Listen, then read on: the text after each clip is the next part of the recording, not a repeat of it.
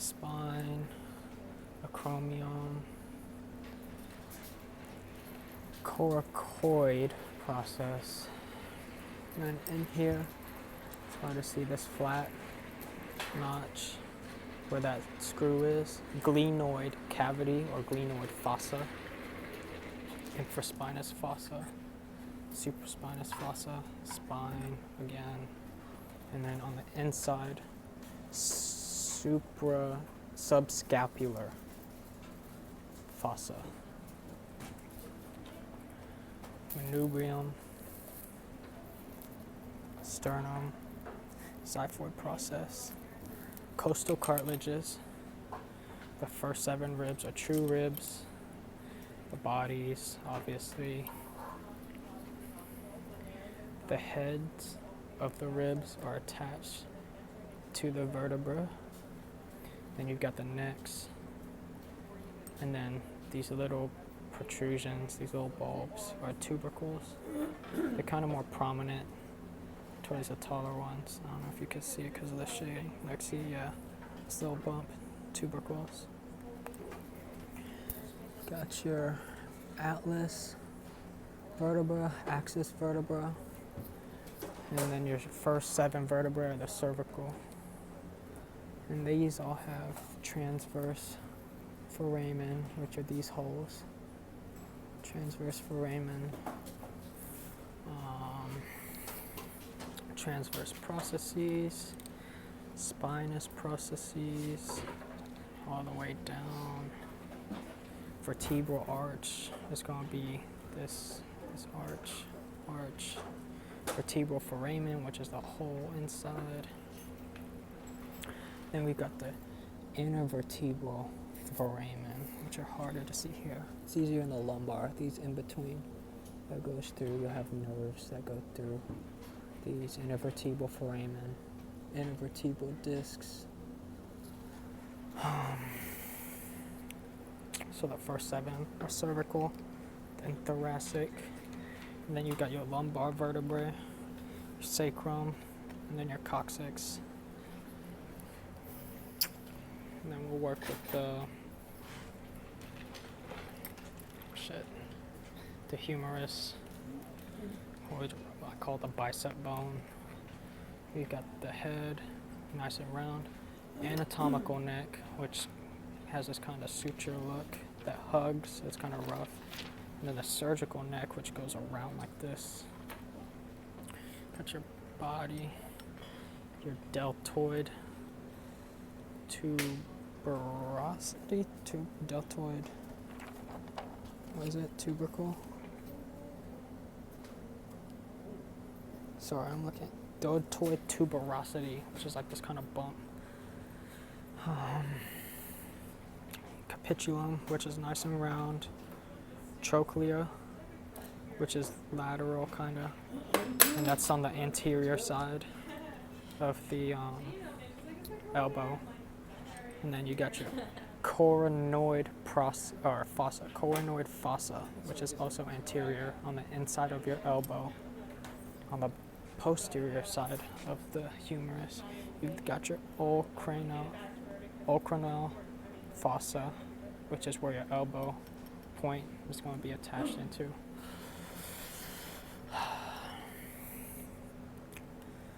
Then we've got the ulna, which is the forearm with the elbow point. So you'll have your olecranal process, which fits into the olecranal fossa.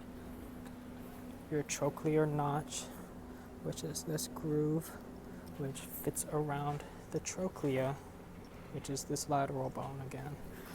And then under this, the trochlea, we've got the coronoid process, which would kind of make sense if it folds into the coronoid fossa. So the coronoid process of the ulna. So you've got the coronoid process on the anterior, trochlear notch in the middle, and then the olecranal process on posterior, kind of sandwiches the trochlear notch.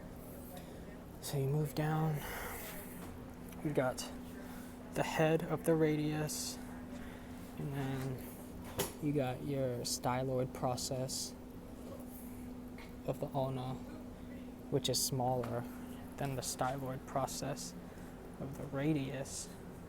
And if you look at your wrist, where this kind of scar is, that will be your styloid process of the ulna. So that little bump, if you see it.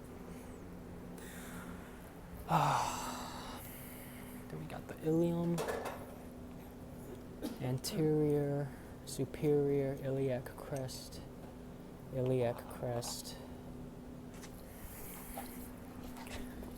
got the ischium, this whole kind of ischium.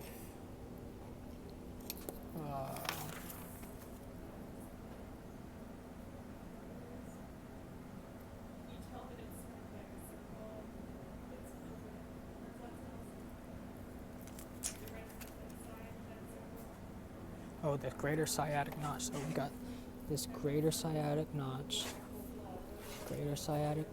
of the os coxa. And from this side, greater sciatic notch.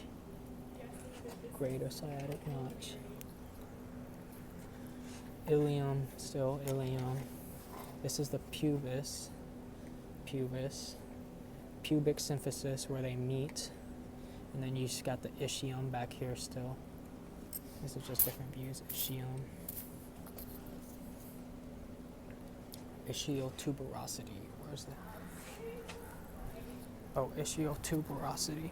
It's going to be this kind of rough part on the back of the ischium. So this is that no ass at all joke. That's what you sit on if you got no ass at all. Obturator foramen, which are these holes. Obturator foramen, pretty easy. The pubis, again, pubis, revisited, pubic symphysis, how the fuck can I say this? Acetabulum.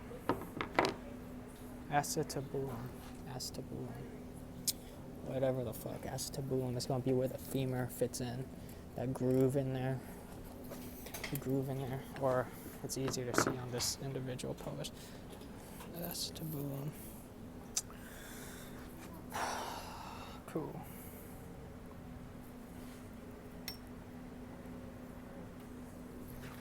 Got the femur, got the head, the neck,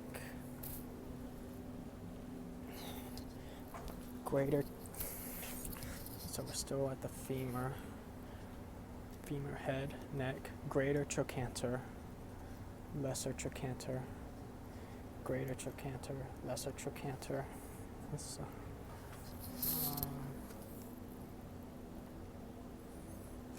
Okay, so condyles. Medial condyle of the right leg, lateral condyles. Condyles are going to be on the posterior side of the knees, but medial inside, closer to the middle of the body, lateral outside, closer to the outside of the body. Patellas and kneecaps, pretty easy. Okay, so we got the tibia. Tibia's also got condyles. They're gonna match up with the femur's condyle. So we got the medial condyle, which is where the groove of where the condyles of the femurs are gonna fit in. And then the lateral condyle on the outsides. We got the tibial tuberosity, which is going to be on the anterior side, so the front of the tibias, under the patella. It's going to be this little rough thing, tibial tuberosity. Medial malleolus. Okay, so the medial malleolus of the tibia medial malleolus of the tibia, it's going to be this notch, this little notch right here. And this is easy to think of when you look at your ankle. Look at your ankle, you got this bump, medial malleolus. And again, medial because it's on the inside.